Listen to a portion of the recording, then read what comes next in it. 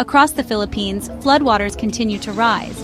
But today, it's not just homes and streets drowning. It's the reputation of political families accused of turning disaster into profit. A new controversy is unfolding, linking so-called Nepo Babies to corruption in the government's flood control budget. And if true, this scandal is more than just shameful. It's a betrayal of every Filipino taxpayer.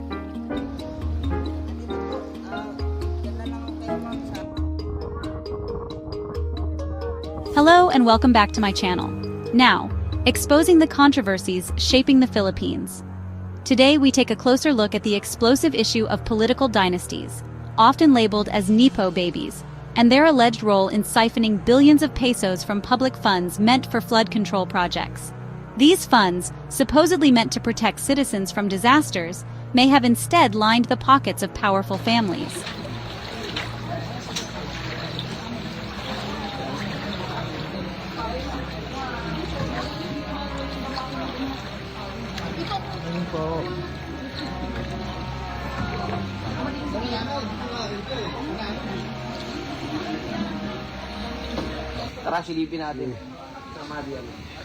The Philippines is no stranger to typhoons and flooding. Every year, billions of pesos are allocated for flood control systems, dikes, drainage projects, pumping stations. Yet year after year, ordinary Filipinos still wade through knee-deep water, while officials claim projects are ongoing. Investigations now point to a disturbing pattern. Government contracts allegedly funneled to companies linked to relatives of politicians, sons, daughters, cousins. Yes, the so-called Nepo Babies. Instead of protecting the public, these projects have become cash cows for the privileged few. Oh, perfect. Batang Malabon, represent.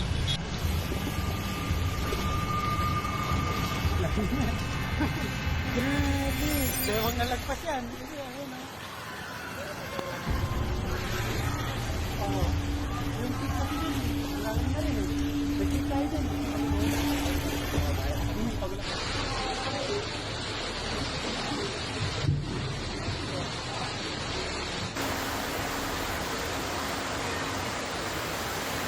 Reports suggest that flood control budgets have ballooned in recent years, with allocations reaching record highs.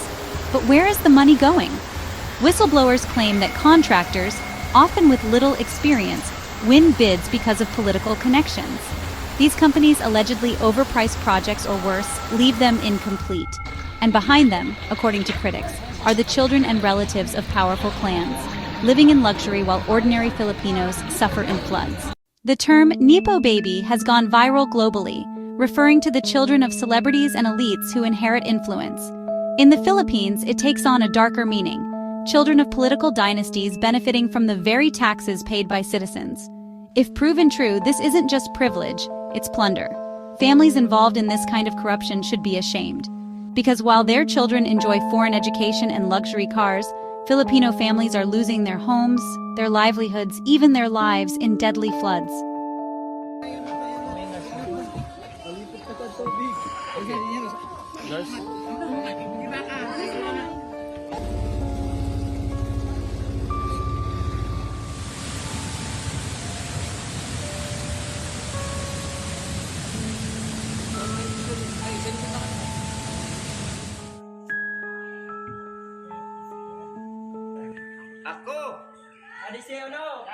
This isn't just a local issue.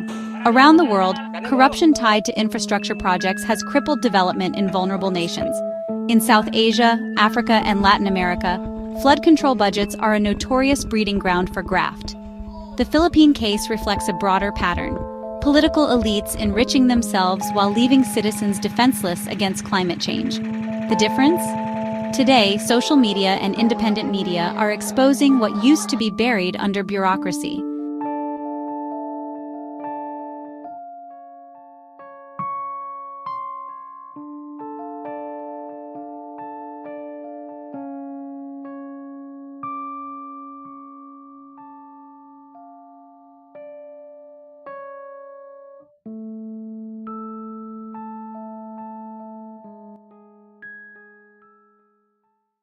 Filipinos are angry.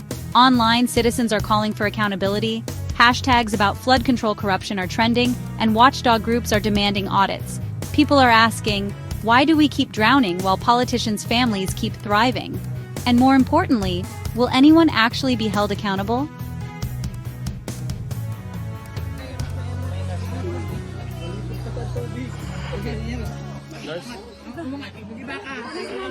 If the allegations are true, then these families have built their wealth not on hard work, but on the suffering of the people.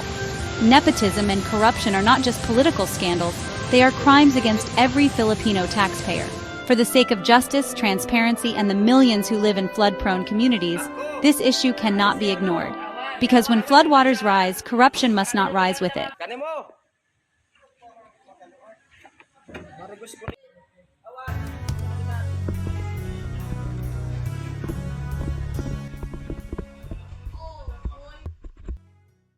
If the allegations are true, then these families have built their wealth not on hard work, but on the suffering of the people.